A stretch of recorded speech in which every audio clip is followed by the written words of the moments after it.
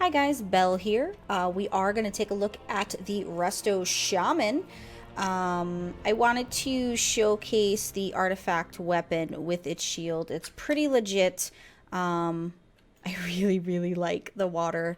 I like the animations. This was something that was super exciting when I first seen it doing the class hall acquisition questlines that I did, as well as the artifact weapon acquisition questline that I did do. This is my favorite of all the shaman artifacts just because of the water style, which is the element that the Resto Shaman does call on in order to heal all of the things. So let's talk a little bit about what this looks like from a healing perspective. Your core abilities are going to be your Healing Wave, Healing Surge, Chain Heal, Riptide, Healing Rain, your Healing Stream Totem, your Tidal Waves, which are going to be your passive. Your Mastery is going to be Deep Healing. It does increases the potency of your healing spells up to 60% based on the current health level of your target. For restoration specific talent, you're looking at Wellspring. This is 2.4% mana, 30-yard range, 1.5 second cast. It is a 12-second cooldown. It does create a surge of water that flows toward healing all friendly targets in a wide arc in front of you for a very powerful amount of heals. So that's what you're looking at as far as your core abilities in your Restoration Shaman. Let us, if you have not seen the new condensed view of the stats window, here's your opportunity to take advantage of being able to see that. And then, of course, your Scepter of Tides and the Shield of the Sea Queen is going to be your artifact weapon here in this instance. Now let's talk about your spells and your talents here. Obviously, you see that your Tidal Waves, which is your passing, this is your passive ability, which is pretty nice. And then here you see all of your traditional spells that you're used to seeing. Pretty nice. I have that on the bar so I can show you guys the animations. The Restoration Shaman animations are one of my favorites in Legion, as well as the revamp of the totem models, guys. If you guys haven't seen the totems, if you haven't watched the previous two videos, these totems are really sweet. They did a really good job, and I'm super happy. Here's going to be your passive abilities. This is what you're looking at. We talked about, I think we talked about the Tidal Waves a little bit, but and then your Mastery for the deep healing. This is what you're looking like for those specific abilities. Now let's talk about your talents. Here's what your talent set looks like. Let's talk about your first set. So your, I don't even know how to say this, your undulation. Don't judge me, guys. It's really late. It's about 2 a.m. my time, but it's the only quiet time I have to record without kid aggro. Your Undulation is a passive ability. Every third healing wave or healing surge, you can cast heals for an additional 50%. That's pretty powerful for heals itself. You do also have in the same talent set, you have your Unleash Life. Now, this is an instant ability and it's on a 15-second cooldown. It does unleash elemental forces of life. This heals a friendly target for about 33k and increases the effect of the Shaman's next direct heal by 30%. Super powerful, probably really useful. I can see a lot of moments when you probably would want to choose this, especially for raid healing. You also have Torrent. This is a passive ability which does increase the initial heal from Riptide by 50%. Super buff to that spell. So definitely something that's important. For your next set of talents, which is level 30, your Gust of Wind is an instant ability. It is on a 15-second cooldown. It does give you a gust of wind that hurls you forward. I did show you guys that, of course, in the enhancement video. I did find it quite amusing just to sit there and click it every 15 seconds because, you know, boredom. We also have in this same talent set your Graceful Spirit. This is a passive ability. It does reduce the cooldown of Spirit Walker's Grace by 60%, which is pretty awesome, and increases your movement speed by 20% while active. It does increase your movement speed in Ghost Wolf for an additional 10%, so moving around really quickly with that passive ability. Your final one for this set is going to be your Wind Rush Totem. This is on a 2-minute cooldown. It does summon the totem for 15 seconds that grants all allies who pass within it 60% increased movement speed for 5 seconds. It's pretty huge. 5 seconds is an eternity in some situations, especially when it comes to certain raid mechanics. And it does have a 2-minute cooldown. Your next set, which is going to be your level 45, your Lightning Surge Totem, your Earth Grab Totem, and your Voodoo Totem. These are something that we know how to use them. We know what situations to use them in. Unfortunately, Blizzard's making you choose between them, so choose wisely, my friends.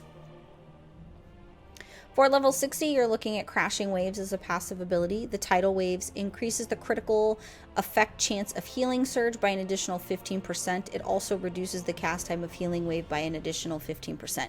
Both of those are pretty huge when it comes to your healing rotation, so definitely probably want to make use of that.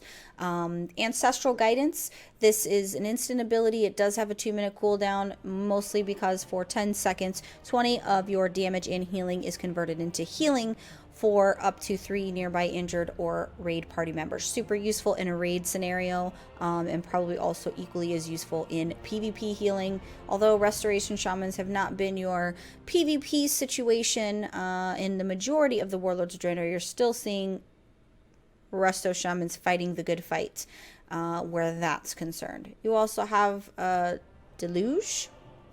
I think I'm saying that right. It is a passive ability. The Chain Heal heals for an additional 20% on targets within your healing range or affected by your Riptide. So this is going to be a nice little buff for some more effective AoE heals and getting that done out there relatively quickly and making sure that you can get a little bit of extra percentage on those heals to avoid, mostly dead. Your level 75 set is your Ancestral Protection Totem. This is a 5-minute cooldown. It does summon a totem for 30 seconds. All allies within 20 yards of the totem gain 10% increased health. If an ally does die, the totem will be consumed to allow them to reincarnate with 20% health and mana. This is freaking amazing. No wonder it has a 5-second cooldown for sure, but that is so legit. Cannot reincarnate an ally who dies to massive damage. I don't know what that means. I'm assuming it's going to go based off the overkill damage amounts. Don't really know what that is, but I'm sure we'll find out in the coming times to Legion. Your Earth Shield Totem, 1-minute cooldown. Summons a totem with 1,500,000 health at your feet. 17,000 damage from each attack against allies within 10 yards of this totem will redirect to the totem. Wow, that's pretty legit. 1-minute cooldown, 40-yard range, amazing. Ancestral Vigor, this is a passive ability. Targets you heal with Healing Wave, Healing Surge, Chain Heal, or your Riptide's initial heal gain 10% increased health for 10 seconds. Could be make or break point on keeping somebody alive in the final moments of a boss fight. For your level 90 talents, your Bottomless Depths, Resurgence always triggers when you heal a target below 60%. Keep in mind this is a passive ability.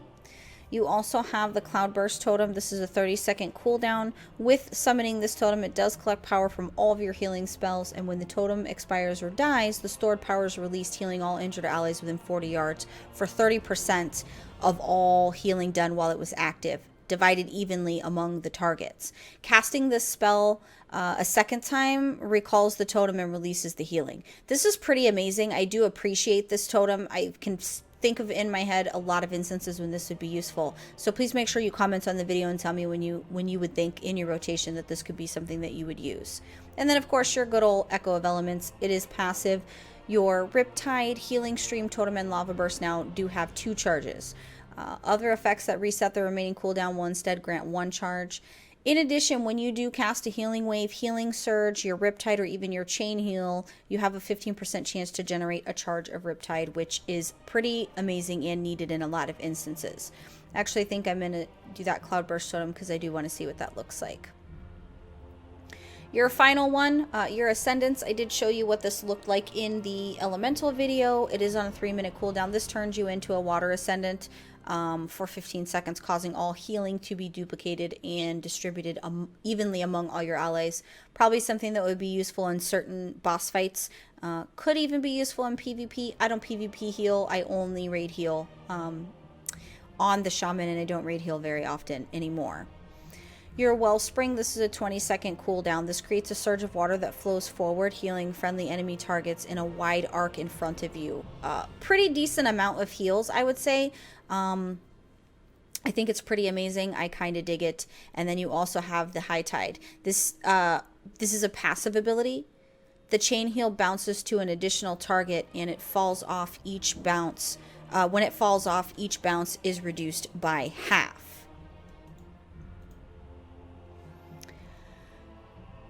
Trying to think of a moment when this would be useful. I am going to show you guys the Wellspring because I do want to see what that looks like in a healing scenario. So let's pick some of this stuff out so that we can see what we're looking at. Most of these are going to be non-important situations here.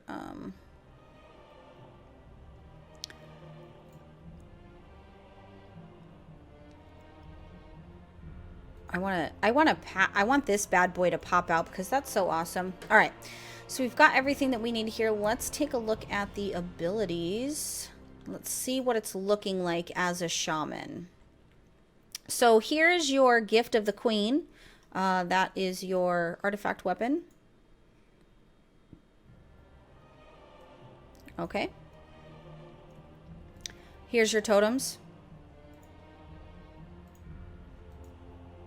Look at all this stuff. Look at these totems, guys. These totems are so freaking beautiful. I totally dig these totems. Yeah. There's your Wellspring. Pretty nice, pretty nice. Here's the animation for your Surge. Let's get a chain heal animation here. Pretty similar. There's your Healing Rain. I'd like to see more of a rain, if we could. I mean, it seems like a normal rain, but I would like to see more. There's your Healing Wave, and here is your beautiful Riptide. There's your Chain Lightning that you do get to see there. Let's put this back down. So yeah, this is what you're looking for, guys. A lot of these animation spells are pretty legit. I do like them. Pretty happy with those. Restoration was always really, really nice to watch heal anyway. It's actually one of my favorite classes when it comes to that healing. So, I dig it. I like it. I think it's awesome. But that is your Restoration Shaman guide. I hope you enjoyed. Man, this is so cool. That's your Queen's Decree. That was a pretty nice animation. If you guys are watching this video, please make sure you do give it a like. If you have anything you would like me to take a look at in alpha, as always, make sure you comment on the video. If you are new to PWNCAST, make sure that you do hit the subscribe button so that you can stay up to date on all the Legion news, as well as all World of Warcraft gameplay. Thank you for watching the video. I'm going to go ahead and get on out of here. And I'm actually on the hunt for the land of the tacos. But before I go, I want to show you that totem one more time. These totems look so good, guys. Anyway, I'm going to get on out of here.